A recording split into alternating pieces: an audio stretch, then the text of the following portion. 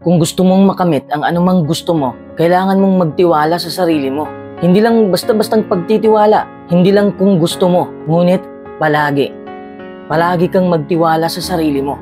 Kung magpasya kang magtiwala sa sarili mo, dapat yung consistent kang naniniwala. Makikita mo ang magandang epekto nito. Maraming magbubukas na opportunity. Mapupuno ka ng galak. Mas magiging mapayapa at masagana ang buhay mo. At lahat ng yan ay hindi mo mararanasan kung wala kang tiwala sa sarili mo.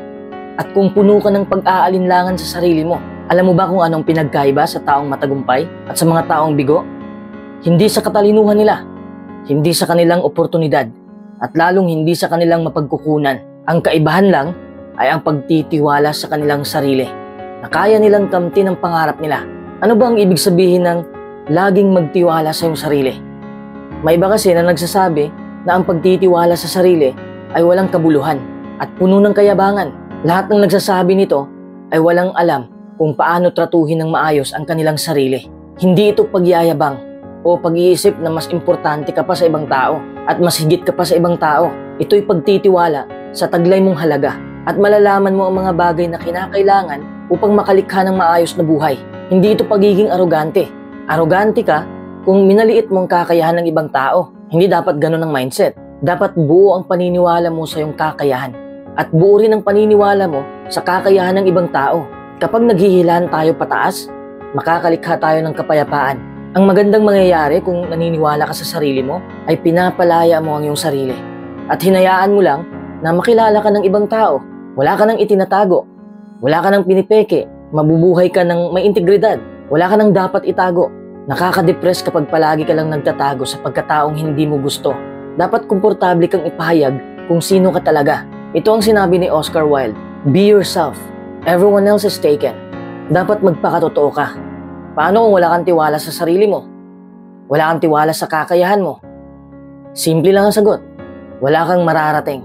Hindi rin nangangahulugan na sa sarili mo na lang kumakapit. Dapat may buong pagtitiwala ka rin sa proseso ng Diyos. Hindi matutupad ang pangarap mong maayos na buhay kung wala kang tiwala sa Kanya. Dahil sa Kanya galing ang lahat ng bagay sa mundo. Ang pagtitiwala ay hindi dapat mababaw lang. Dapat napakalalim. Dapat yung pagtitiwala na handa mo nang harapin ang matinding sakripisyo, ang matinding hamon sa buhay, at matinding pagharap sa mga bagong bagay.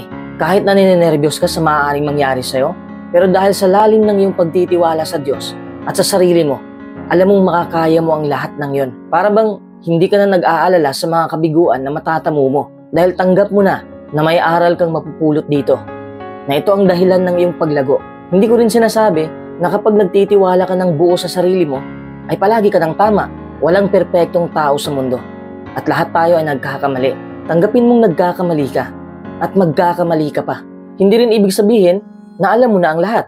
If you work hard at trying to grasp what Stephen Hawking said about multiverse, you will understand that what we know is a tiny percentage. We don't have infinite awareness. We don't have infinite understanding. We don't have infinite insight. Tao lang tayo. Hindi tayo Diyos. Hindi porket nagtitiwala ka sa sarili mo, ay alam mo na ang lahat. Kailangan mo pa rin maging bukas sa mga bagong ideya. At tanggapin mo na makakagawa ka pa rin ng pagkakamali. Hindi lang naman ikaw ang nagkakamali. Ako rin. Pero hindi ito rason na maliitin mo ang iyong potensyal. Minsan kasi, iba ang pagkakaintindi ng ibang tao sa pagtitiwala. Iniisip ng ilang tao na kapag nagawa na nila ang gusto nila, kapag natupad na ang pangarap nila, tsaka na lang sila magtitiwala sa kanilang kakayahan. Hindi dapat ganyan ang mindset mo. Ang pagtitiwala sa iyong sarili ay nagsisimula sa isang desisyon na tanggapin ang iyong sarili. Tanggapin ang iyong buhay. Kahit anong mangyari. Hindi ito tungkol sa kung ano ang ginagawa mo, kung ano ang meron sa'yo. Tungkol ito sa kung paano mo minahal ang sarili mo. Yan ang ibig sabihin ng pagtitiwala. Hinding-hindi ka mag-i-improve kung hindi mo tanggap ang pagkatao mo. Kapag tanggap mo ang buo mong pagkatao, mas lalong madali ang pagtitiwala mo sa iyong sarili. Habang humihinga ka pa sa mundong ito, may magagawa ka pa. Lalago ka pa. Tanggapin mo lang kung sino ka talaga. What if mataba ka? Pwede kang magtiwala pa rin sa sarili mo. And at the same time, mag-gym ka. Hindi yan nakakabawas ng halaga mo. Pero alam ko naman na halos lahat ay walang tiwala sa sarili nila. Konti lang ang may ganitong mindset. Nakadikit na kasi ang pag-aalinlangan sa utak mo. At nakadikit na rin ang kawalan ng kumpiyansa Palagi mong pinapakain ng negatibong salita ang utak mo. Pinapaniwala mo ang iyong sarili na wala kang kakayahan. Yung iba nga ay magiging confident lang kapag may nagla-like sa picture nila. Yung iba din umaastang maayos sa social media. Lahat ng yan ay paglilimita sa iyong sarili. Yan ang dahilan kung bakit hindi ka makaalis sa sitwasyon na yan. Dahil ikaw lang naman ang walang planong umalis. Kaya't ang daming na-stress at nababalisa. Hindi naman ito susulpot kung hindi natin pinapakain ng negatibo ang ating utak. Dapat mong alamin kung sino ka talaga. At tanggapin mo yon. Diyan magsisimulang mabuo ang pagtitiwala mo sa iyong sarili. Kung hindi pa nabubuo ang tiwala mo, ibig sabihin na ang dami pang negatibo sa kalooban mo na kailangan mong tanggalin. Kasi kung wala kang tiwala sa sarili mo, madali kang matitibag sa sinasabi ng ibang tao. Magtiwala ka lang sa sarili mo. Kahit sa simula ay hindi pa totoo. Magkunwari ka lang na nagtitiwala ka hanggang sa ito'y unti-unting mabubuo. Huwag kang magkunwari magpakailanman dahil negatibo rin ang resulta nito. I-adapt mo lang ang positibong habit sa buhay mo upang makita mo ang kaliwanagan. Ang pag-aalinlangan ay mapapalitan ng pagtitiwala. Itaboy mo na ang mga negatibong salita sa buhay mo upang makapasok ang positibong bagay sa'yo. Hindi mo ba yan gusto? Siyempre gustong gusto. Ang kagandahan sa pagtitiwala kasi ay nagre-resulta din ito ng maayos na buhay. Kahit hindi mo sinasabi na may tiwala ka sa sarili mo, makikita yan ng tao dahil sa resultang nakikita nila. At kapag nakita nila ang naabot mo, may inspire mo sila. May impluwensyahan mo ang kanilang utak na mag-isip din ng ganito. Parang nagbibigay ka ng panggatong sa kanilang buhay upang makalabas din ng kanilang apoy. Apoy na magtutulak sa kanila para sungkitin ang pangarap nila. Kung may tiwala ka sa sarili mo, walang opinyon ng ibang tao ang makakawasak sa'yo. Walang makakapigil sa'yo. Maraming magbubukas na pagkakataon sa iyong buhay. Lahat ng nakasara noon ay mabubuksan na kung mabubuo na ang pagtitiwala mo sa iyong sarili. Ang paniniwala sa iyong sarili ay mahalaga sapagkat tinutukoy nito ang kalidad ng iyong buhay. Oras na para alisin ang limitasyon sa buhay mo. Kung lumakas ang mentalidad mo, magliliwanag din ang buhay mo. Bakit wala kang tiwala sa sarili mo?